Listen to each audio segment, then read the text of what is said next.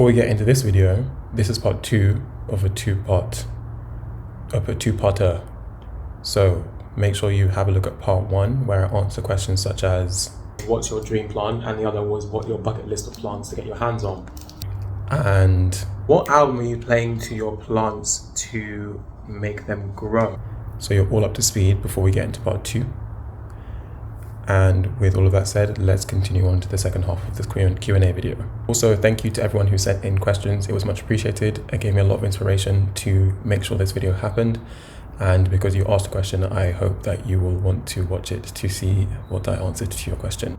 What are your top 5 favorite albums of 2022 so far? For context, I'm filming this in September, so don't come at me about Lil Con's album that hasn't come out at this time, or whoever else is releasing on the way.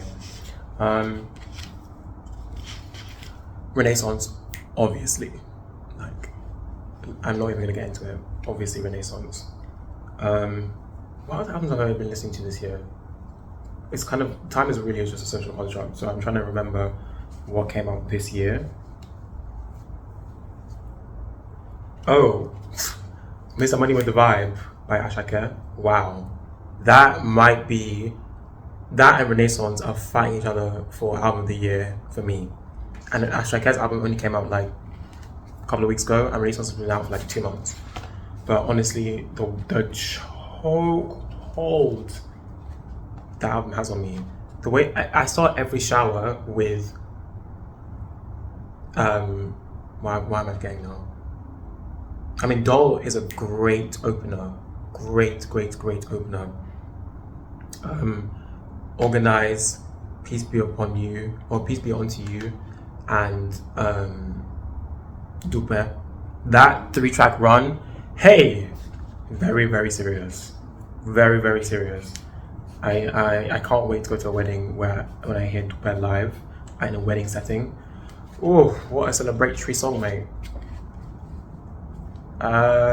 What other albums have I been listening to this year that have really caught my attention? I'm gonna check, one sec. I would say Un Verano Sin Ti by Bad Bunny. I mean, that right there is a juggernaut at this point. His impact is crazy, but the music is good, so let's focus on that.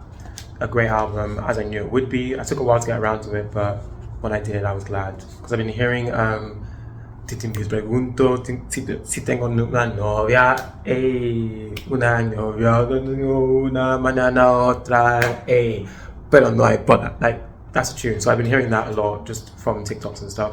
But when I sat down and listened to the album, I was like, oh, okay, no, this is actually a good album, top to bottom.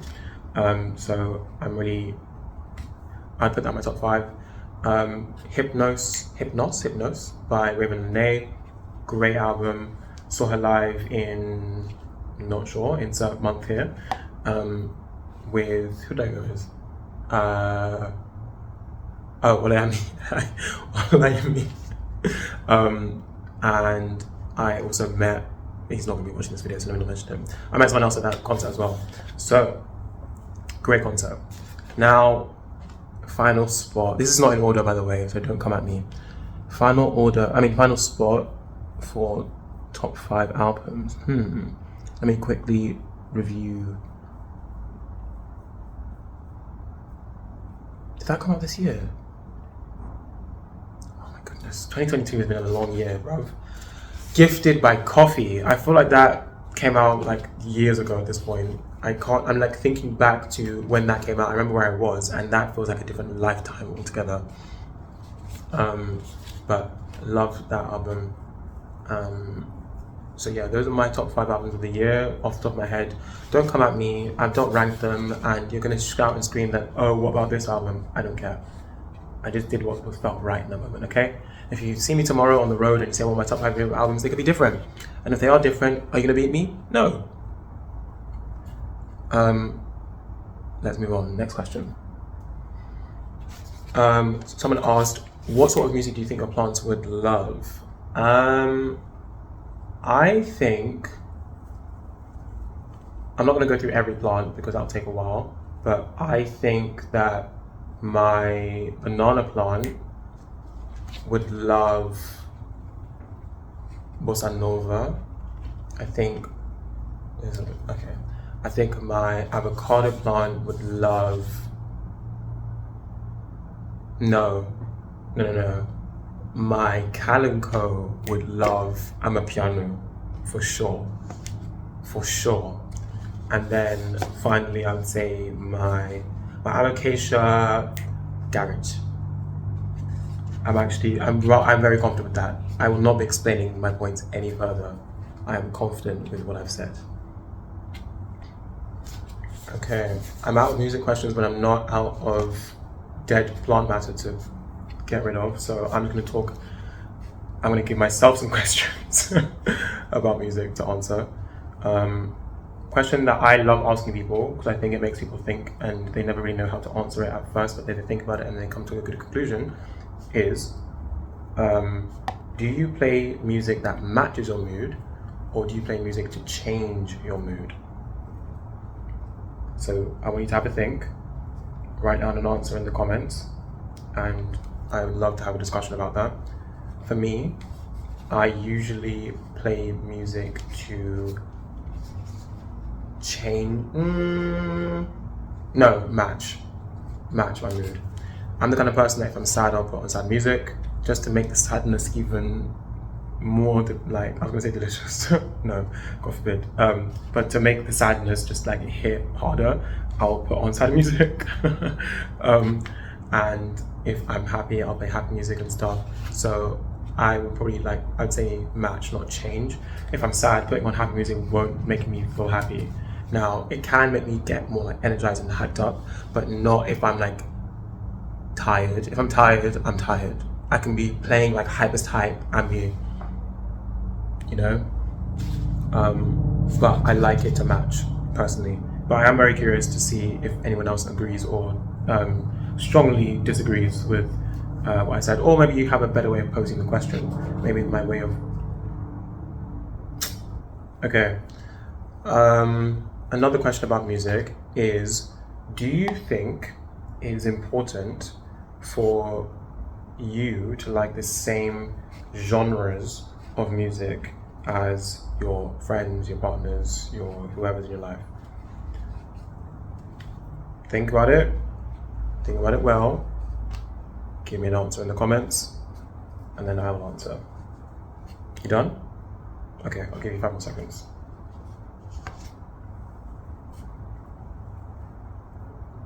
Okay. I'm sure you predicted my answer, no. But I do think that it's important to have some overlap, and not important in that you should change your music taste, but more having that overlap will help. Because if I have friends who listen to literally all different types of music, because I listen to all different types of music, and so I naturally will have friends who have a varied taste as well. I've made friends with people just based on music, and I've also had people who are my friends who therefore I then listen to the kind of music that they listen to, and that brings us closer or whatever, we have a discussion. Anyway, now having that music in common, I think, gives you a good grounding for stuff to talk about, but also there's so much beauty in listening to music that you don't normally listen to. So I've been in my friends' cars, in their flats or whatever, and when they're on the playlist, I'm oh, what song is this? Shazam it, this and that. I'm not just sticking with what I already know. I know people who just they only listen to one genre of music, and if it's outside of that, they're why would I listen to that? But there's so much music out there, so I'm definitely here for exploring, and I think it can be a good way of expanding and deepening your relationships with people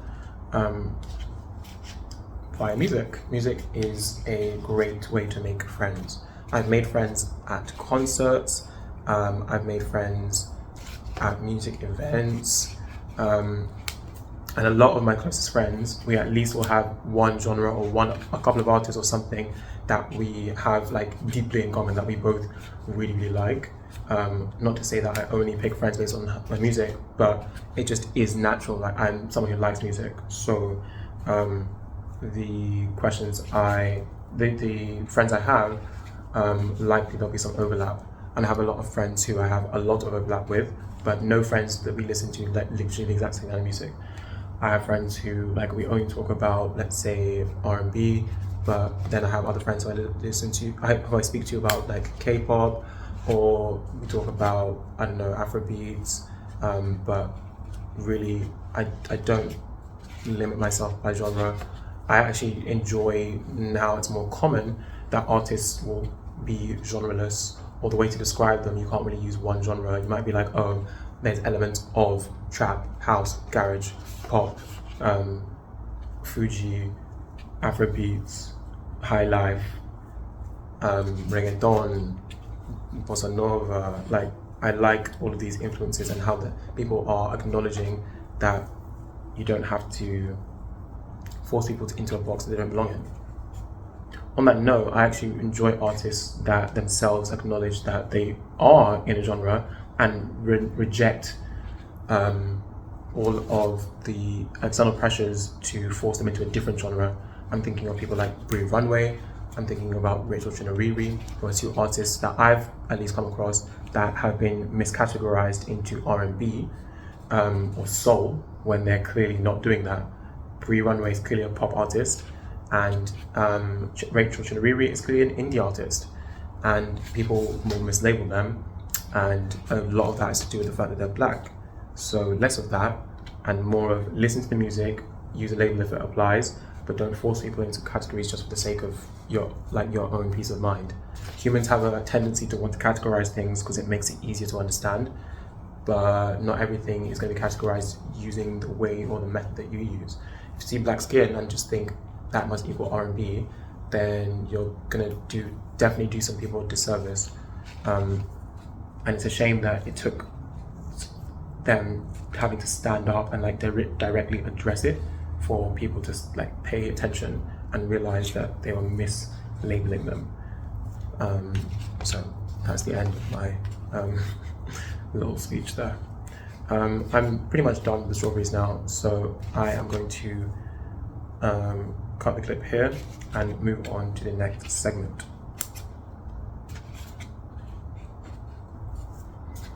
Okay.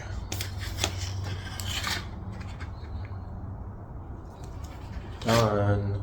It looks much greener now, and we got rid of all of this.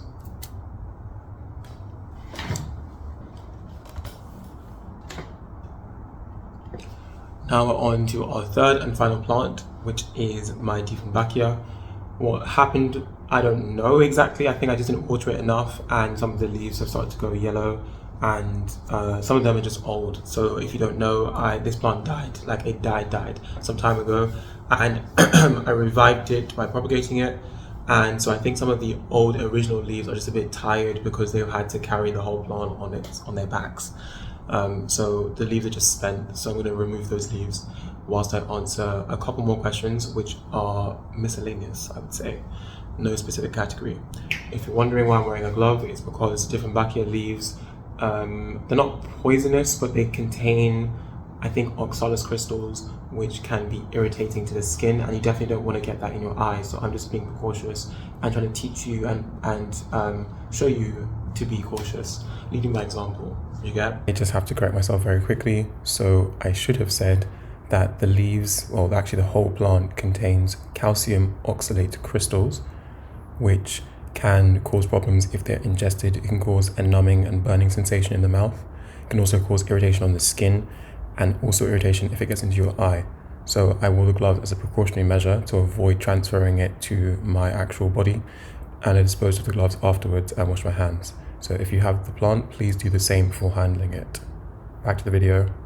But let's have an idea of, almost dropped it all.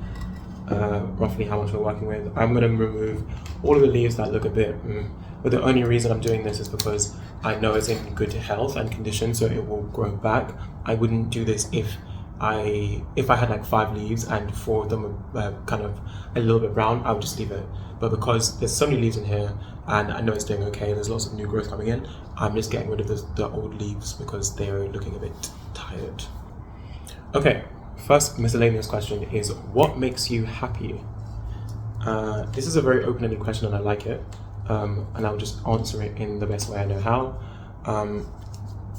I would say, first of all, everybody already knows, music makes me happy, and music can change my mood. It can change the way I feel. It can get me hyped up. It can calm me down. So I can definitely, music can make me happy for sure. But also I think just like following an artist in their journey and say like, you know, finding that one random song and then being like, whoa, there's a whole catalogue, and getting into it, and also seeing an artist grow and get to like greater and greater heights is really exciting. So watching someone like win, I think in that sense, it makes me happy. Particularly when you see the potential in them and then other people also start to see the potential. It makes me happy. What else makes me happy? I would say, let me just get a second glove because I'm right here trying to do it with one hand. Okay. What makes me happy? I would say having someone match your energy makes me happy. So, you know, when you meet someone and at first it's like, what vibe are we going for here? Like, is this casual? Like, are we gonna become best friends? Or is it just like a passing like drive-by? Are we just colleagues, or are we like beyond work friends? Or are you just a friend of a friend and you're mutual? Or you see someone across the room, you're kind of feeling them and they're looking at you, you're looking back at them, all that kind of stuff. It's cute, it's fun, but what I love is when you get to the point where you feel confident that like, okay, like we are matching each other as energy, we're on the same vibe here, and now you can just get free to be yourself. That makes me happy, getting to that period where you can just literally be who you are and not have to overthink everything. I find that early stage kind of stressful where you're like always overthinking everything, but once you feel comfortable and confident that this relationship is solid in some way, then happy. How am I going to use my laptop with this on my fingers? If you could do/experience 3 things before the end of the year, what would they be?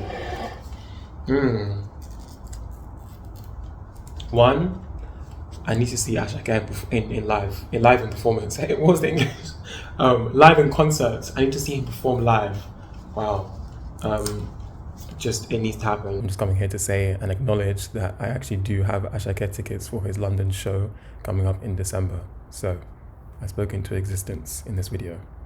That's actually it. I'm not going to say too much on that. What other things I want to experience for the end of the year? I think I want to experience a new, really significant relationship. I've had a lot of, over the last year and a half-ish, I've had a lot of deepening of existing relationships as well as like rekindling of old relationships of people who I've not spoken to in a while. But I want to, as a cherry on top of the cake, to have a new relationship that's very meaningful. Not that the other ones aren't meaningful, but I want a new one to be very meaningful. That's not to say that the other ones can't become meaningful, don't misquote me. There are definitely some people in my life who I'm thinking of right now who I really see that they're probably going to be very impactful in the rest of my life, and more of that, but I definitely want to meet someone new who's going to shake it up, you know?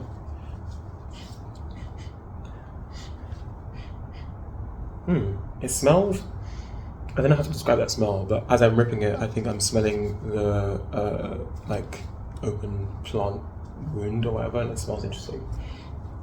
3 things before the end of the year. I've only given you 1, I think. What else? Oh no, I've given 2. It's the 3rd one. I want to have, okay, I've had it once, but I'm greedy, so I want it again. I want to have a meal that genuinely like leaves me speechless, that it was that good.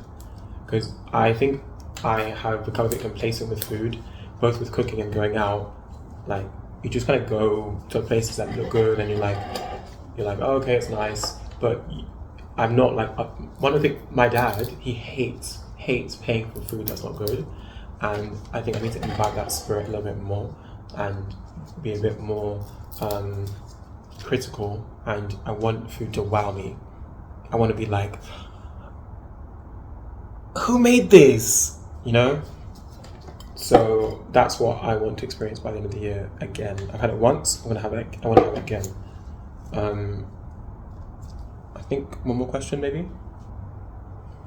what are your top 5 shows? Now, I'm not really one for watching lots of shows that are, what do you call it, episodic.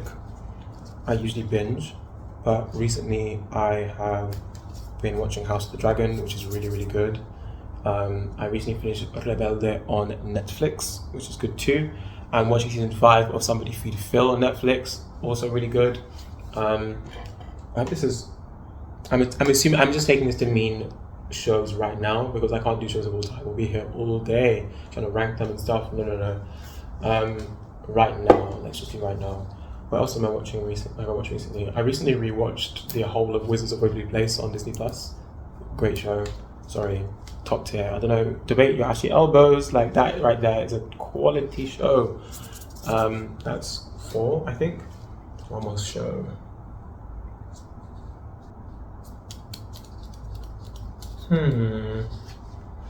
One more good show.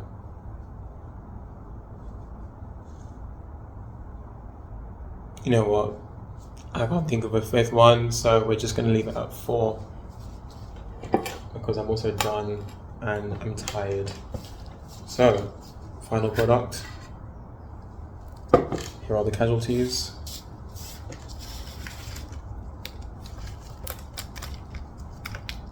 Okay, well, I may as well end it here since I've got nothing. Actually, no, let me keep this on until the leaves away. Got nothing else to add, I don't think. So, thank you very much for watching. If you like it, give it a like. If you have something to say, please leave a comment. And if you want to see more, subscribe. More things on the way shortly. No. Why did I just doubt myself? No. More things are on the way. Amen. If you enjoyed this video, then maybe you should watch this one over here. And if you didn't enjoy this video, then maybe watch this video over here, which is quite different. Okay, that's all. These are not very latexy. Okay, bye.